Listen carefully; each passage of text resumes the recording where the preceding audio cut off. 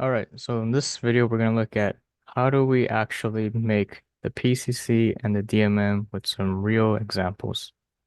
So before we looked at what is the healthiest burger? If you remember from before, right? We had five criteria: cholesterol, protein, carbs, energy, and cost. And we said cholesterol was the most important, so it has the highest total. Then the next most important was protein, then carbs, and energy, then cost. Okay, and then we determined the weights. So we take the sum and the total. So we take the total number of ones divided by sum, and so on and so forth for protein, carbs, energy, and costs. And to make sure that they sum to one, I'm just going to do it directly in Excel. Okay, so now that we double checked our PCC, we have 3 to 5 criteria. We check all the math. Everything looks pretty good. We can move on now to implementing the DMM. So we look at, let's say, 3 different choices. Let's say we look at a Black Forest ham from Subway, McDonald Big Mac, and say a Whopper with cheese from Burger King. And our question, of course, is what's the healthiest burger? And we're going to say that cholesterol is more important than carbs and protein. Okay, so this KV here is one of the students that I was working with on this DMM. Those are his initials, so ignore that for now. Now, in the criteria, what I like to do here is say for this specific criteria, cholesterol, we want lowest cholesterol. This is a reminder to myself what kind of relative weighting we're going to do. Remember, this is the one minus that fraction. For protein, we want the highest protein. And so in this case, you don't have the one minus that fraction, you just have the fraction, if you remember from the previous videos. Carbs, you want the lowest, energy, you want the lowest, and then cost, we also want the lowest, right? You don't want to spend a lot of money. So how do we compute all these things? So for the magnitudes here, I'm just going to grab these straight off of the website. So I found these online.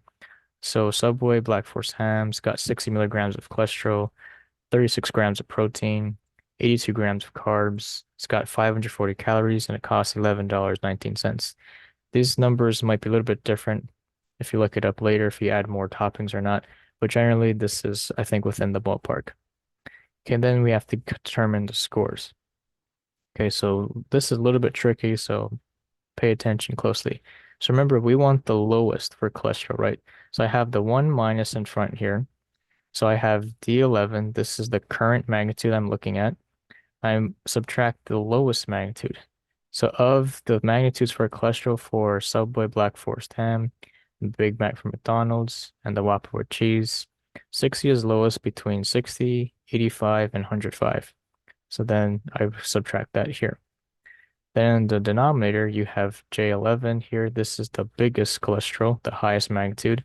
And then you subtract the lowest magnitude, of course, which we just said was the one for Subway.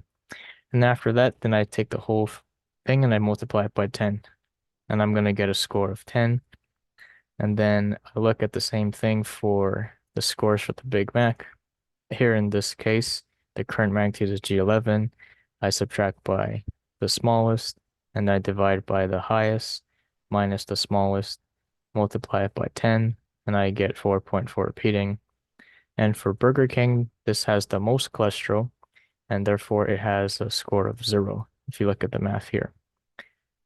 Okay, so that's how this all works out. So you notice that the best is the lowest cholesterol and has a score of 10. So we're looking on a scale of 1 to 10 for these scores. 10 is the highest and 0 is the lowest.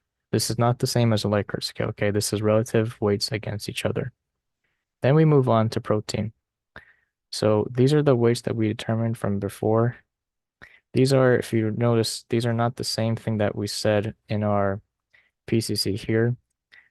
These are weights that the student at the time, initials RKV, wanted to put in. So we went with his ideas. Okay.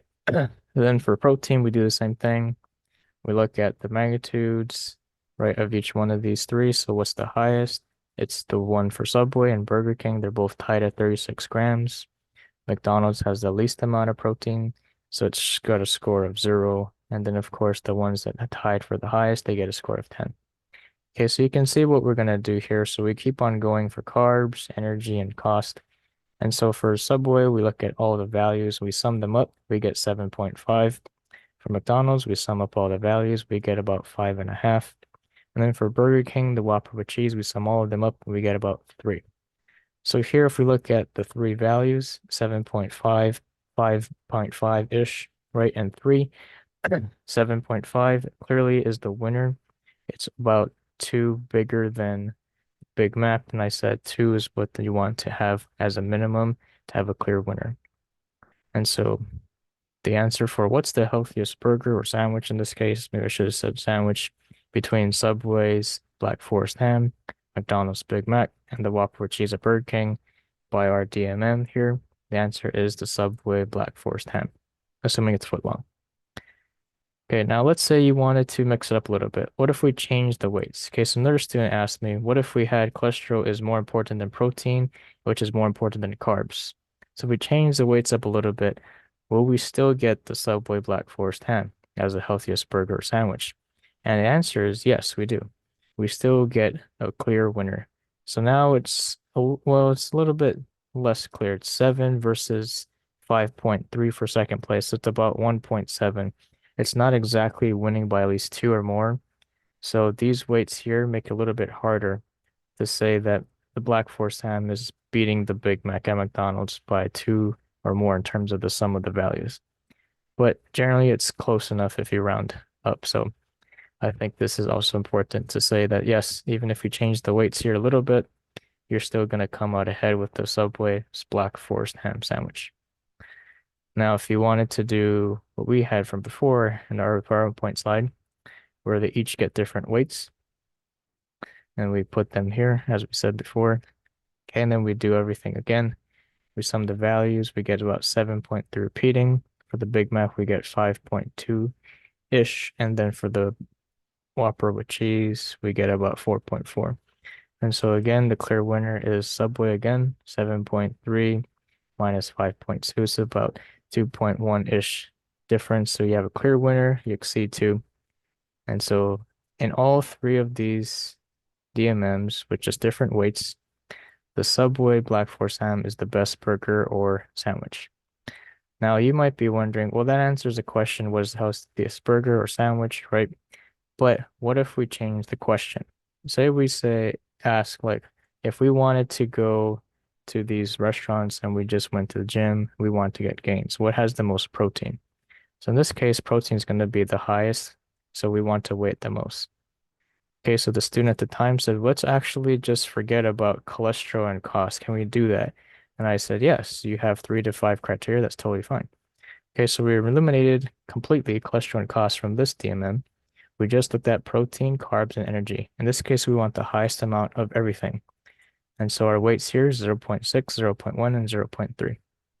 So again, we look at just those magnitudes. We do the same thing with the magnitudes from before. We just copy paste that. We get the scores. Here we want the highest. So we multiply by the factor of 10. We don't need that 1 minus that fraction there.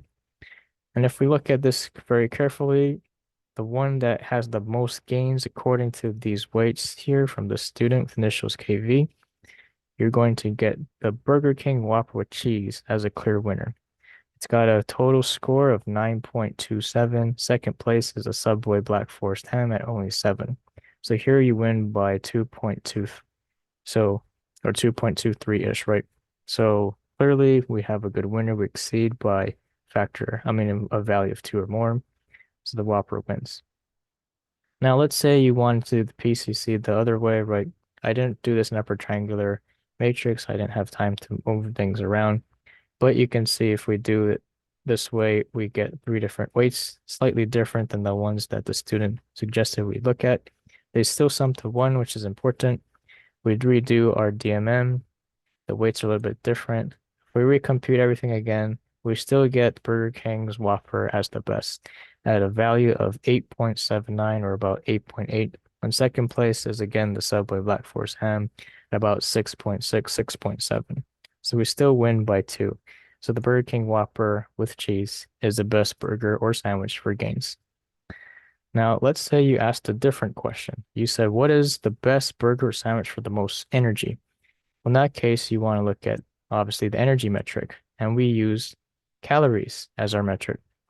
And so in this case, the student said, how about we weigh energy as 0.7, protein and carbs as 20% and 10%. So I said, okay.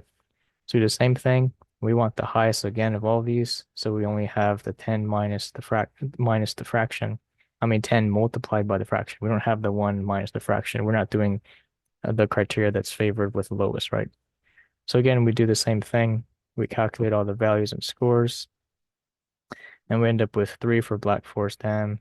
Big Mac has 1.59, and then the Whopper with cheese has 9.27. So here it's a very, very, very obvious answer. Okay, we're winning by about 6 or more between Burger King and second place, the Black Forest ham from Subway. Now, if you wanted to do the PC the other way, right, you do, is this energy more important than protein? Yes. Is energy more important than carbs? Yes. And then energy, by default, you get 1. So we do the same thing from before. You calculate the weights, take the total, divide it by that sum, then sum these up, you get 1. Okay, so we do the same thing. Take those weights, put them over here into this DMM. We calculate the scores. Again, we still want the highest for protein, carbs, and energy. We calculate those values, and then we sum them up. So Black Forest ham gets 5, Big Mac gets 1.1, and then the Whopper with cheese is 8.8-ish. So you win by about 3. So it's still a clear winner that Burger King's Whopper with cheese is the most has the most energy. Okay, so it's kind of obvious. You don't even have to make a DMM for it, but you can just look at the calories directly. But to have the objective metric here and way of determining that just confirms your intuition that yes, the number of calories is highest, so therefore should be the most energy, which makes sense. I forgot to mention, I think, how to compute these values. So you just do the magnitude times the score. So sorry if I forgot to mention that. Okay, so now you might be wondering, can we do like a more practical example, Evan, with like actual engineering instead of like going to the restaurant to buy something? And of course, so the next thing our students and I looked at is what kind of arm material would be the strongest for like a drone? So we had 6 different metrics, which is a little bit too much. I mean, 5 different metrics. So we looked at specific strength, specific stiffness, the cost per 1 meter, the deflection, and then the density. So the students and I, we talked about it, and these are the ways that they chose. 30% for specific strength, 30% for specific stiffness, 10% for cost, 20% for deflection, then 10% for density. And we sum these up to double check and they equal to 1. We also do the classic PCC metric. And so we ask the questions, right? Is this more important than that? And so on and so on. We get our totals, we get our weights, we divide it, we make sure that this adds up to 1. And so I forgot to change this question. Let me just quickly change it here. So which arm material is the strongest? Okay, so our criteria, we said specific strength, we want the highest. Specific stiffness, we want the highest. Cost, we want this to be lowest. Deflection, we don't want that arm to bend a lot, so we want that small. We want the lowest one. We want a high density. And our units, of course, are all objective. Our weights we take from our PCC from right here. And then we look at the magnitudes. So we go online, we look up all these magnitudes. And then just like before, we calculate our scores. So I'm not going to get into all of it. You can just pause and look to see which one of these magnitudes is the current one, the lowest one, the highest one. And then again, we sum our values. So in this case, with these weights, these criteria, we're going to get 8, 2.47, and 3.43. So clearly we win by a landslide with the Twill Weave Carbon Fiber. So this is clearly the best winner among these 3. So the 3 design choices, you have the Twill Weave Carbon Fiber, 45-degree weave carbon fiber, and aluminum 6060. Now, one of the students then asked me, what if we ignore 2 criteria? We still have 3, like we looked at before, right? I said, okay, so let's look at just 3. So we redo our PCC, get our totals again, recompute our weights. Let's try it again. What is the strongest material for the arm? So we do the same thing. We look at the scores, we compute them. This time we want highest specific strength and stiffness. We want lowest deflection. Now, after we do that, we get a score of 10 for Twill Weave Carbon Fiber, 2.29 for the 45-degree weave carbon fiber, and only 1.6 for aluminum 6060. So again, we have another landslide winner, 10 versus second place at 2.29. So in both cases, the Twill Weave Carbon Fiber wins by a landslide, making this the best design choice among these three. Okay, so those are examples of how you can use your DMM and PCC for practical examples, or for like restaurant ordering if you have different questions, or for engineering if you want to figure out like which arm material will be the strongest if you're designing a drone or something like that. Okay, so I hope this helps you as you come up with your DMMs and your PDRs. Until next time.